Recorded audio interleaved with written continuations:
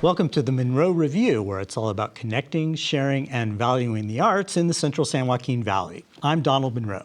Today is September 13th, and I am excited to be here in the beautiful CMAC studios in downtown Fresno.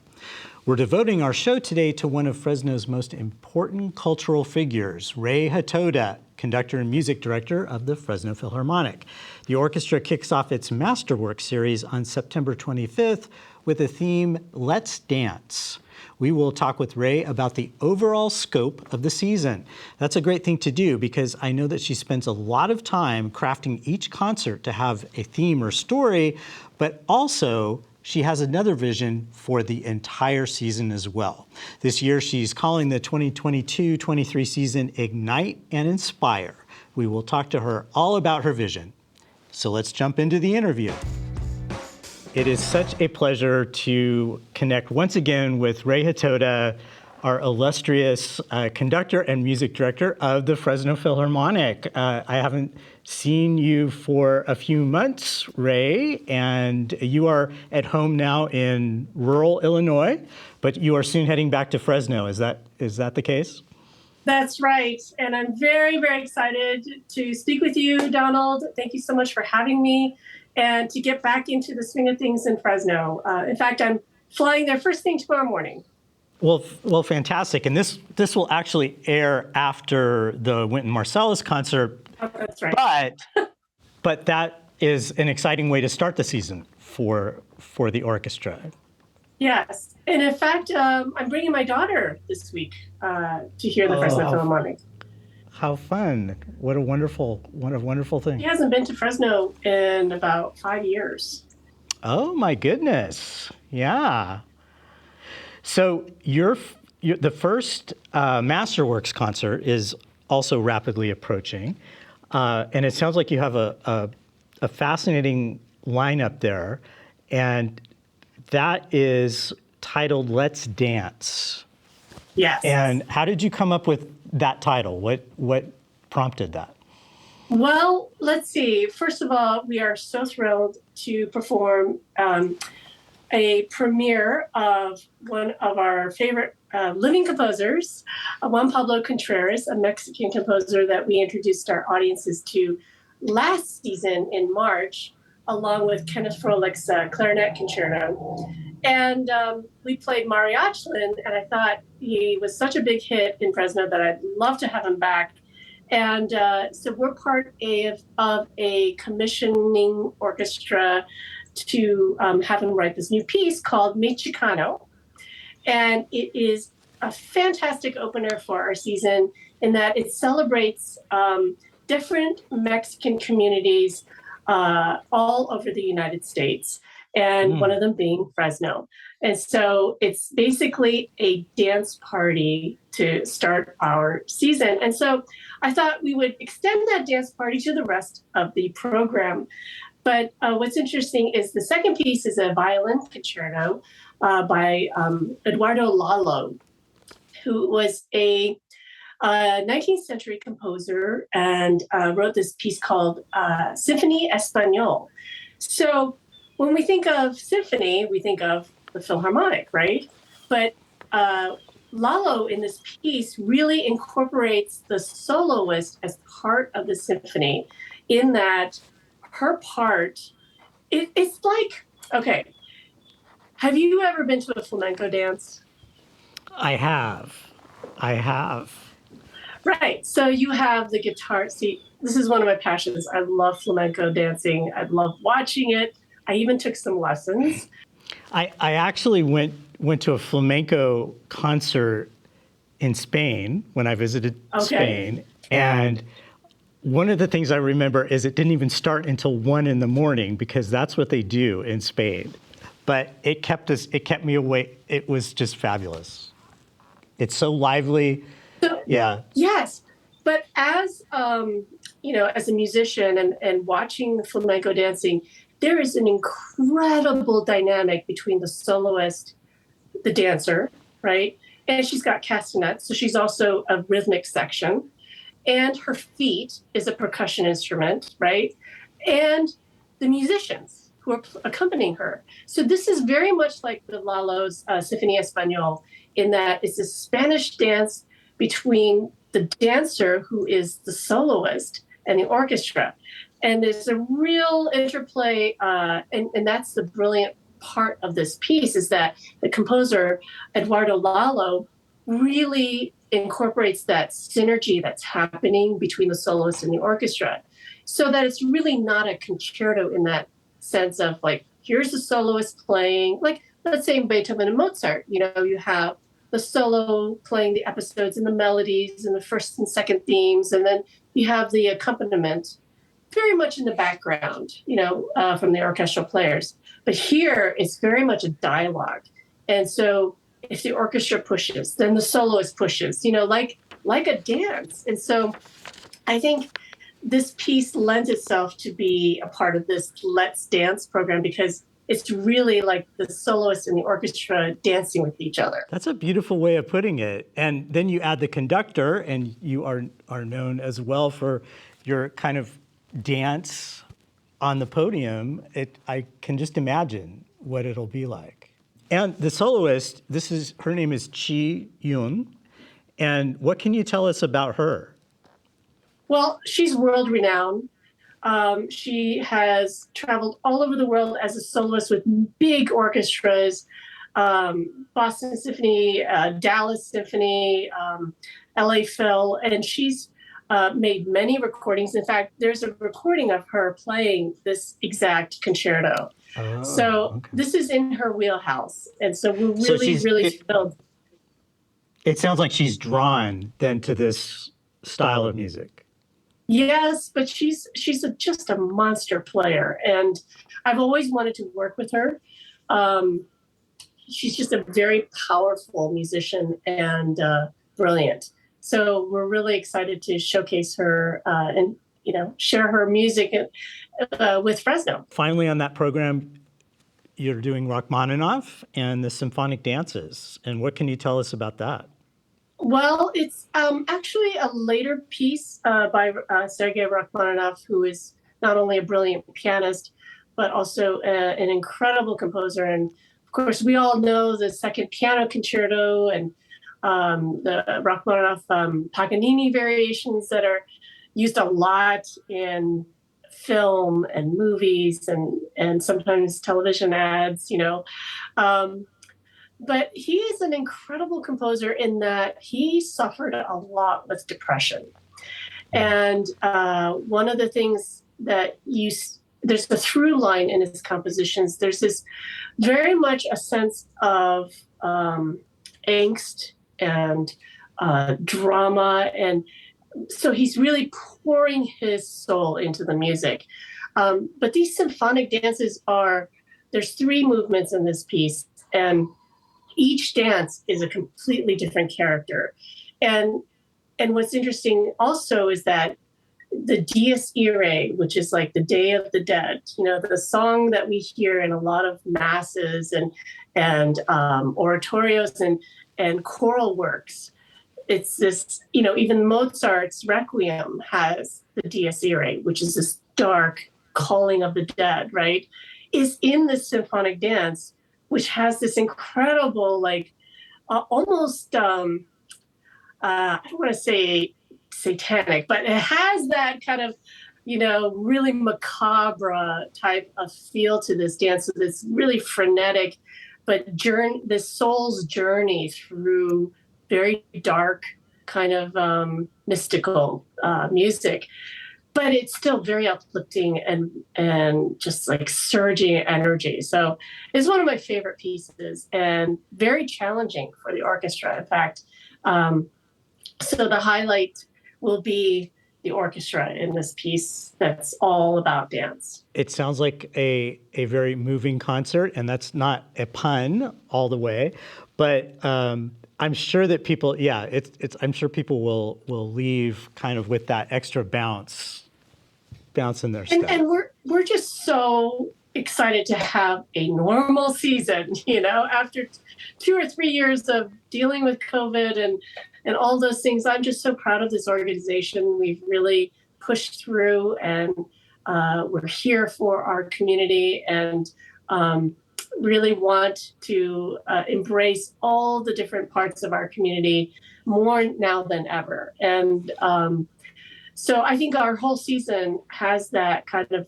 mindset in the programming that we've, kind of offered to everyone this season. Yeah, it's a real testament. I think these times have really shown us how important the arts are, all forms of the arts, because I think it really helped a lot of us get through some pretty dark times, and also certainly made me realize how important live music is.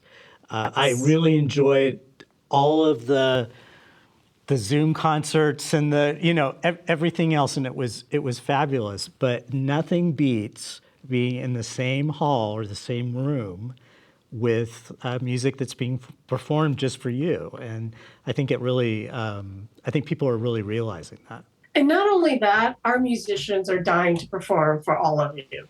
We need that response from the audience. That's what feeds us, is your enthusiasm, the people's reaction to our music, reaction to the composers that we're presenting, these living composers. I mean, that's what feeds me and my soul, and gets me energized for all kinds of different programmings and for outreach concerts and all of those things that we're trying to do with the Fresno Philharmonic. Well, let's talk a little about the rest of the season. And you actually have another concert coming up in October. Yes. That sounds like a fun one, a great one for the family. This is Ghostbusters. And exactly. Yes. So it's the original film. I think it's from the 80s. I have to check that. It is.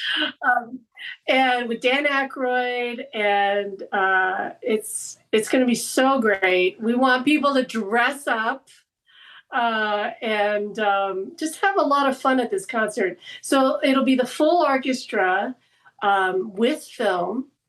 And what's really exciting is that the composer of the film music, his son is actually conducting this concert. Oh, what a great connection. So that's Peter Bernstein. Yes. And his son, so he's going to be conducting. And I think that's such a neat connection, to not only the film, but also for the musicians too. Like, we're getting it firsthand knowledge, right? Exactly. And I'm sure some of the older musicians in the orchestra remember going to Ghostbusters when they were in high school or college and really having a blast. So I've seen that movie too. It's fantastic. It's great. Yeah. I like the new version too, with all the girls. All the women, that's fun too. Ghostbusters. I think that's a great update. And that's really fun too. But we're doing the original, and we hope that everyone comes. I would love to see a full hall for that. And then looking ahead till December, you have the traditional holiday concert, and that includes the Fresno Master Chorale.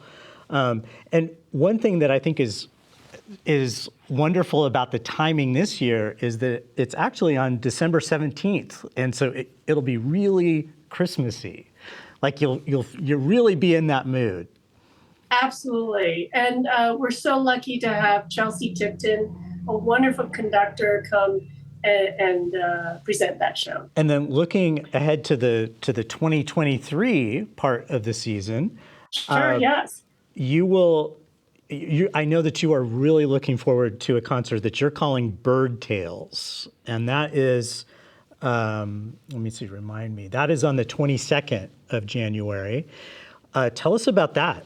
Oh, this is an exciting program. I want to back up just a little bit because I feel like this season, again, post-COVID, we really want to celebrate the community. And this is something that's been the through line as my tenure as music director for the Fresno Philharmonic, is that we really want to we have built a foundation that presents living composers, presents diversity in not just our artists, but also the composers. And I think that I'm hoping that, this reflects our community, the diversity of our community, which, I'm so grateful to get to know over my past 5 years as music director. And so this is a passion of mine to bring artists that reflect our community. And Narek Haknazarian is a world-renowned cellist from sorry, I just blanked out. From Armenia. Thank you. From Armenia. He's an Armenian cellist. A fabulous Armenian cellist. And so he'll be performing a cello concerto. Right. And by Saint-Saëns. By Saint-Saëns. And the famous swan movement from Saint-Saëns Carnival of the Animals? Yes. So he'll be performing that too. And so I actually tailored the entire program around that concept because Saint-Saëns also wrote that piece, The Swan. And so he's going to be playing that right before the concerto. And it actually is a nice prelude into the concerto. Musically, it works. And also, it's the same composer. And so I thought, okay, I'm going to build a whole program around the concept of birds. And there's so many great pieces out there that have birds and nature themes involved in it. So one of the pieces I'm starting off with is this Iranian composer, CMAC, and it's an old song, a folk song that's for strings only. And when I perform this piece, I get a hoot and holler afterwards from the audience. I don't know what it is about this piece, but people get up and start hooting afterwards. Not like owl hooting, but they're so pumped from hearing this piece. So something to look forward to. Like I would love to get you to review. Yes, Donald, you have to review this concert because I think just getting a response from the audience will be very interesting. And sometimes music does that to people. It makes you want to move. So you've got your dance, but also respond and interact. Yes. It is an incredible piece. So we're starting with that. Then we have, Narek playing. He's, again, like unbelievable cellist. And then the second half is from Respighi's Pines of Rome and Fountains of Rome. And so the first movement is about the bird calls. And so you'll hear actual birds coming from the orchestra.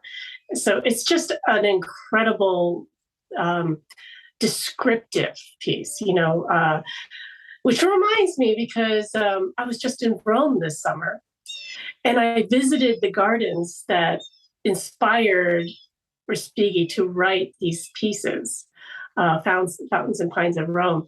And this one movement that we're doing from that set of works was this garden that I visited, and I could hear the birds and those gorgeous trees that he describes in these pieces. And, it's one thing to see it on a video or, kind of read about it in books. And it's just a completely different experience when you're walking in it, the park that Respighi walked through to be inspired to write. It's just really magical that way. So I'm really excited about that piece. And then we end with Stravinsky's The Firebird Suite. The Firebird, the famous Firebird. Yeah. Yes. This mythical tale about this firebird bringing, coming back to life. Which is kind of what we're all doing. We're navigating this whole new way of getting past COVID and, having learned a lot from all of that, right? And, getting past all of those barriers into a new era, I think. Yeah, and I love that motif of birds and flying and kind of taking flight and Taking maybe flight. flying away from the earth and getting up into Well, the sky for a while. right, and flying away from the old, right? Yes. Flying away from Yeah. okay, that's how we did it before. Now let's try something different. We probably should wrap up fairly soon, but I know you want to talk about one, and so of course next year we'll also be able to go into these at length, but you did want to talk about the final concert, the final Masterworks concert, where you're going to be doing the monumental Beethoven's Ninth. You can't beat Yes, Beethoven's Ninth. yes. And I don't know if you can hear my family practicing. Yeah, if we go quiet yeah, I can hear. Sorry, I hope that's not going to interfere with what we're It's doing. totally fine. It's ambient background noise. Yeah. Yes, so it's my daughter and my husband practicing together. Oh, wonderful. Duets together. Anyway, yes, Beethoven 9 ends our season. And I want to let everyone know that you need to go to every Masterworks concert to get to that Beethoven 9 concert, because it is a journey through all of these concerts to finally arrive with Beethoven's triumphant Ninth Symphony. And we have 4 wonderful, wonderful soloists. Karen Slack is our soprano. Sarah Metzko is our mezzo-soprano. Adam Deagle is our tenor. And then our bass baritone is Damien Jeter. Now, I've worked with Damien Jeter before, and we did Trouble in Tahiti by Leonard Bernstein, the opera. And he and I became fast friends, and it turns out he's a composer. So not only are we featuring him as a soloist in Beethoven 9, we are going to start the concert with one of his compositions. And the piece is called the Justice Symphony. And it's for full chorus. So we'll get to hear the chorus right away at the beginning of the concert. And for Karen Slack, the soprano, that's going to be singing Beethoven 9. And it is all about civil rights songs. It's the civil rights era. And what's interesting is that it falls on, I believe it's the 75th anniversary of JFK's speech on the civil rights on June 11th. And I think it's just amazing that we get to perform this piece that really celebrates all of these civil rights songs. So Anna and I are just, we're just so excited about this concert because Damien is an incredible composer. But really, I feel like marrying the two, Damien's Justice Symphony and Beethoven 9, it's everything that we're doing in the Fresno Philharmonic is making the traditional old pieces in our repertoire new again by juxtaposing it with something that's been written now. Literally, I think the piece was written last year, and it was just premiered last year. So this is the West Coast premiere of the Justice Symphony. And I think it really is a statement to where we are as a society now, brotherhood, and how are we working through all of the history that's happening right now. When in Beethoven's time, Beethoven's Ninth Symphony was about brotherhood, was about coming together. And so that's why I really encourage our audiences to go through this whole journey with us to end together in June for the end of the season. It's so nice to talk to you about a whole season, because usually when I talk to you, it's about a specific concert. And I know we've talked before about how much time you put into programming to kind of crafting these stories. And it's a great reminder that also for you, a season has a narrative arc to it. And and I should throw in, there are a couple of other concerts where you're going to be doing your Mahler, and you're going to be doing the New World Symphony by Yes, Dvorak. Dvorak's, yes. And so there's some really exciting things happening. And also threw in Pink Martini is going to be there in the spring. But it sounds, yeah, I think it is really special for people to hear sort of your vision for what an entire season looks like. And so we're going to, the overarching season is called Ignite and Inspire. And so we're igniting the fire, right, at the beginning of the concert of the season with Wynton Marsalis, who performed last week. And then we're just going to inspire throughout the rest of the season and end with Beethoven 9. So we just hope that everyone comes and hears us and joins in on the fun. Well, thank you, Ray. And it sounds like you had a good summer. You made it to Rome and I assume some other fantastic places. But we are going to be very happy to have you back in Fresno. Thank you so much, Donald. It's great to talk to you. Well, that wraps it up for this month's episode of the Munro Review. Thanks for being here. And for all of you, please keep exploring and supporting the local arts scene. We'll see you next time.